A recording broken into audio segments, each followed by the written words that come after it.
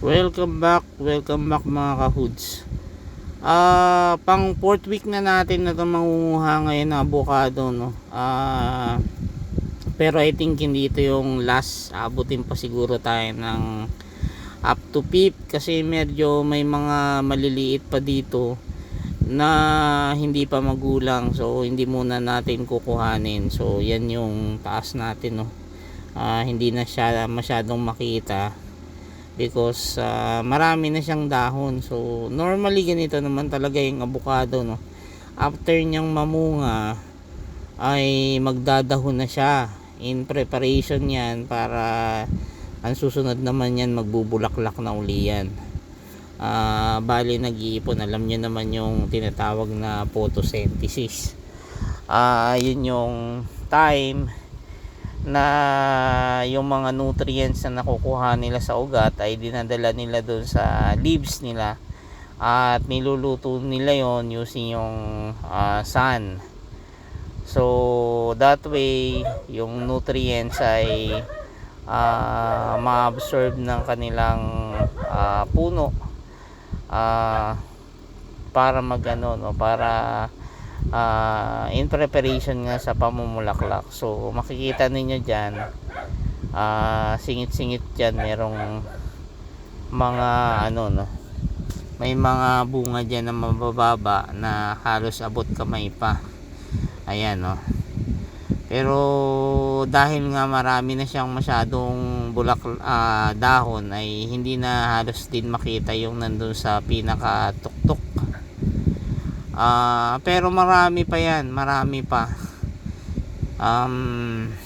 Hindi lang masyadong makita sa video nga because nga natatabunan siya ng dahon. So dun sa taas doon meron pa.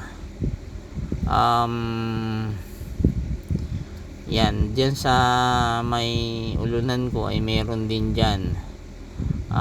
Titingnan lang natin kung alin-alin pa yung pwede nating makuha sa ngayon. Ito, malapit lang to, nasa ulo ko lang yan.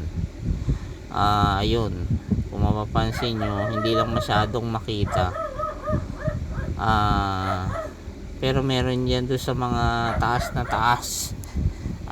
May mga maliliit din dyan na pwede na rin, magugulang na rin, na isasabay na lang natin sa pag-harvest ngayon. So lakad-lakad lang tayo at sisilipin natin yung ibang part na pwede nating makuhanan. Actually may nagiinom dun sa baba na sobrang ingay ngayon. So dito siguro ay meron pa tayong makukuha dyan. At ano to, no, bibigyan natin yung mga ibang hindi natin nabigyan last week. Actually ano, tinext natin si Maris, no, para bigyan natin sana. It so happen tagal niyan sumagot at tinabot na ng ano, tapos nagkaroon naman ako ng meeting. So hindi ko na sa kanya nabigay dahil nga that time ay nagmamadali rin tayo dahil papunta na tayo ng Quezon din para mag-attend yan ng reunion. So sinabi ko na this week ko na lang sa bibigyan. Kaya kahit medyo madilim ngayon ay nagmamadali tayong kumuha ng umakyat tayo dito para manguha ng avocado. Pero anytime siguro babagsak na yung ulan.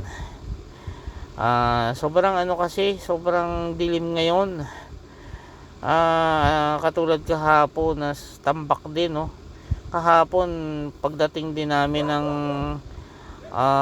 dyan sa may pangalan nito, basta yung pagpasok ng Rizal sobrang ulan na at in fact yung isang Jollibee doon ay binaha pa. So yan, may bunga din yung dyan mango nitong kapitbahay namin. So mamaya maya ay mangunguha na tayo. So sige, yun na lang muna at magpapaalam na rin ako. Mamaya i-video natin kung ano man ang pwede nating makuha at papakita ko sa inyo kung gaano karami.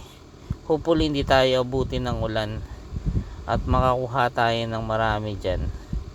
So yun na lang muna, thank you.